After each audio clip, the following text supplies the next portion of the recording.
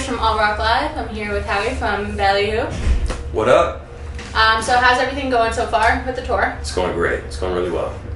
We have 3 shows left, including tonight, and it's been, I think we're on week 7 right now, and it's been a really good time. We actually toured with Pacifier back in the fall. We call it the Fall Brew Haha, and then we had so much fun with it, and we got so much shit actually from people out west because we weren't coming out west because we just did East Coast and Midwest, and so we decided, well, let's just go out for winter tour. We'll do it all together again, and it's just been amazing. This one's been even better than the last one, so it's been a lot of fun. It's gonna be sad to see everybody go.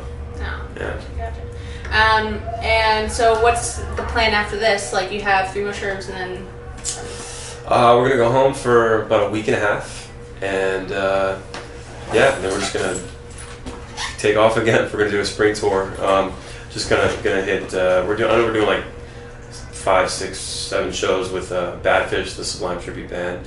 They're friends of ours from a while back, so they invited us to come out, and then we have a few one-offs, and we're gonna do 311 Day. We're actually playing not the event, but we're playing the day before. We're doing one of the fan pre-parties down in New Orleans. So that's gonna just be a crazy shit show. You know, we have a lot of we've gotten a lot of love in the 311 community. So 311 Nation, I'll say, the Familia. So we're looking forward to that. Very cool. And so where is home? Where are you guys all from? Home is just north of Baltimore, Hartford County. We grew up in a town called Aberdeen, and went to school there and everything. Yeah, we all still live, within 10 or 15 minutes of that city. So, yeah, we like it there. There's no reason to leave. That's very nice. Except for the shitty snow that came this year. Oh. We missed all that, luckily, but we've hit some on this tour out here. Yeah, I bet. So how is that? Like, did you face any problems on tour so far? We had, we were going up from, I think, San Francisco to Portland, I think it was last weekend or 2 weekends ago or something like that, and a huge snowstorm hit the Oregon area, and they never get snow, so they don't have plows or anything, so their plan is to wait until the rain comes to wash away the snow. They have no salt trucks or anything out, so we had to cancel the show. The whole city was shut down in Portland, so we were on our way up driving. We had chains on the tires, like it was just coming down, just blizzard style. And like we stopped for lunch. We're like, all right, they canceled the show. Let's just find a hotel here, So they canceled the show, but luckily we had off that following Monday, because it was Friday, and we were able to reschedule for that Monday night. So we went back down from Seattle to go make it up. And it worked out really well. So your latest album, Pineapple Grenade, came out in June, correct? Mm-hmm. And so how is everyone taking it compared to like your previous works? Like, how are the fans enjoying it? Or? They're really it's been received really well. We had a couple fans that said they really were hoping for more of a Daydreams type of record, which was our last album, and it was a little heavier. And this one is, I don't know, we didn't have a direction when we recorded it. We didn't think like, well, let's make it sound like this. Like we had a bunch of songs. I think we had like 25 songs and ideas and scratch stuff that we worked out to about 19. Then we picked the best 14 that made the most sense. And we just happened to be experimenting with some new sounds and new tones, and I don't know, it just turned out really good. We were pretty proud of it.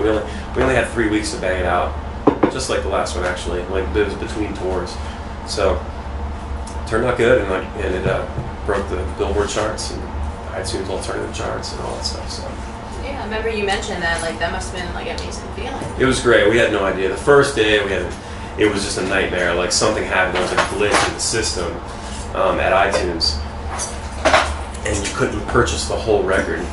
You could only purchase singles, and people were getting all upset. So we had virtually no record sales on the first day, and we had people that said, "Screw it, I'm just gonna buy, because we had 2 bonus tracks, all 16 songs at $1 a piece or whatever," and they ended up paying more for the record than other people did the next day. But I'm thankful for that. But man, we were so frustrated. We were like, oh god, our big debut at our first release on our new record label.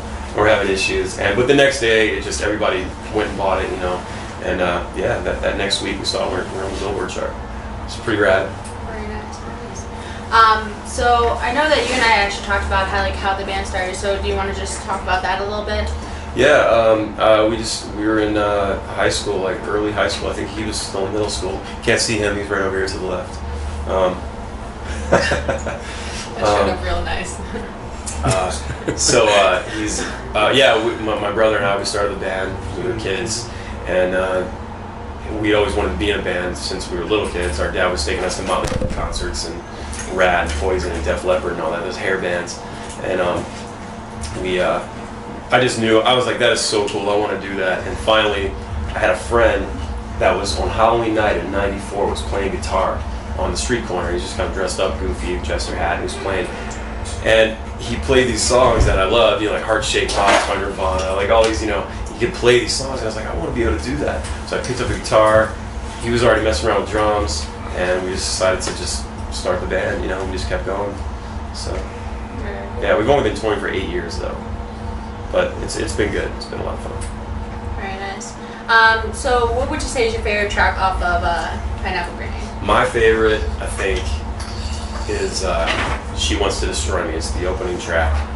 It has everything that the band does musically and stylistically. I love the story. It's about being in a shitty relationship, but the sex is so good. You stick around, and yeah. So you know, and there's a lot of people that relate with that. You know, they're just like, this is really great, so I'll just deal with it. Yeah. To be completely honest, someone actually called into radio station after we played the track and wanted to know what was the song again. Oh, really? Yeah, pretty much. So perfect. Yeah, I'm like, okay, that'll work. See, I knew it should have been a single. I knew it. So let's talk about like just the music, just reggae rock. It's just it's definitely not something we hear all the time. We do get like hints of it on the radio. Some people are trying it out, but you guys are fully that. How is that presenting yourselves like when it comes to a tour? And like you've even been on Warped Tour, where there's like a large diversity of types of music. So. You know, like I was kind of worried with Warped Tour. I didn't think like those kids would be into us. You know, but we ended up having pretty packed stage almost every day. There were only a few like weird shows on Warped Tour that didn't really work out for us. You know. But it seems, I don't know, people are just picking up on it. Like, just not even 3 years ago, we could go to certain places, certain cities in the country, and no one was listening to that stuff. You know, no one was listening to Revolution or, you know, Slightly Stupid or Pepper, any of those bands. And suddenly now it's just exploded. And there's like, you have the California Roots Festival in Monterey.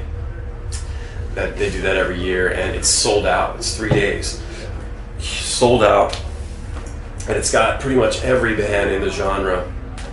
And they've been including like the older real reggae bands from Jamaica and all the and the UK and the British reggae movement, all that. Like I mean, it's insane, and that was music that I fell in love with way before reggae rock was even a term. Like I'm talking back in the late '90s when people had no idea what it was, and I just knew. I heard a band called Goldfinger on the radio on my alternative station out there, and Here in Your Bedroom, and I was like, this is awesome. Like I want to do that because we were already playing like pop punk stuff, like Green Day, and and then I got into like the Suicide Machines and Real Big Fish, and just started mixing ska and reggae in with the pop punk.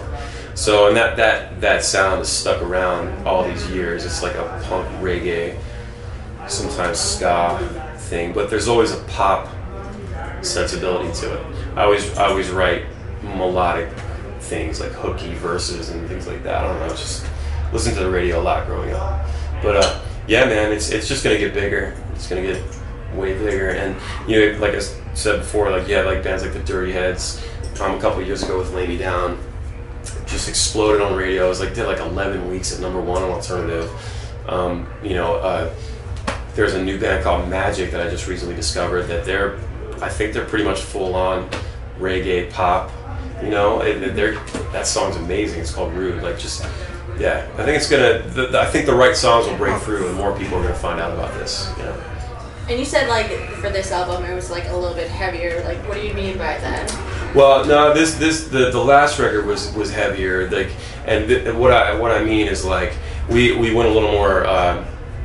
In the pre-production for Daydreams, we kind of realized quickly that we wanted to really rock the fuck out. Like, we just wanted to slam, you know. And so everything we were doing was just like more up tempo, like very like harder guitar sounds and drum sounds. And this one, Pineapple Grenade, we went a little more natural tones and pulled back on the distortion on the guitars a little bit, and really messed around with bass tones and things. There's a lot more keyboard action and stuff from Scott. And, it's just overall just a little bit lighter than Daydreams is. But the songs, I feel, have gotten even better to me. I love Daydreams. I listened to it recently front to back. I said, I'm really proud of that album. It's, you know. But Pineapple Grenade, it's just like, I don't know. I feel like it just gets better and better, you know. But I'm biased. So. Now, actually, Pineapple Grenade, like, how did that name for the album come about? Like, I'm just curious now. It was a jar of weed at my friend's house in Denver. He always had, we go over his house, and they're a Free State now, so like this is before they were Free State, but like he had jars of weed that you could buy at the medical store, you know, and one of them was called Pineapple Grenade, and it was like this big. The rest of them were really huge, and this one was like this big. And I looked at it, and I was like, I thought like 5 minutes ago, man, that'd be a great album title, because we were trying to think of record titles. And it made sense because the music is always described as like tropical, great for the beach, you know, beach party, whatever. People want to lay around at the beach, whatever. But also explosive with the punk rock side of us and the edgy, more in your face. So tropical explosion, Pineapple Grenade, it just kind of made sense to me. And I convinced these guys, you know, they're like, okay, and here we are. And people love it. We announced the name. We were doing like video chats every week, you know, for people that bought a certain called the Hardcore Hooligans package, and we announced the title, and people were just like, "That's awesome!" They loved it. You know? So makes a good hashtag too. So when you guys aren't on tour, what do you guys like to do for fun? When we're not on tour, yeah, I don't really. I play with my son. I love playing with my son. Like he's awesome. He's gonna be 4 in April, so he's killer. We play baseball in the hallway, and like soccer, whatever, you know. We wrestle and have a good time. I don't have a whole lot of downtime when I'm home. Honestly, I'm always working on the band, and, you know, playing with him and stuff. I don't know about the other guys. There's a lot of Call of Duty. I think JR plays a lot of Call of Duty. Yeah. Golf. Yeah, golf. There's a lot of golf going on. Frisbee and other ones. Yeah. Scott drinks a lot of beer. Donald drinks a lot of beer. JR drinks a lot of beer. JR drinks a lot of beer. That's fun. Claw in Bel Air. Claw is the place to go if you want good craft beer in our area. Well, thank you so much. Thank you. Can't wait to see you guys perform live. I saw you guys back in 2012 and 13 on Warp, so. Oh, awesome. Yeah, thank you. I appreciate it very much. Thanks for wanting to interview us. No problem. Awesome. I can never find a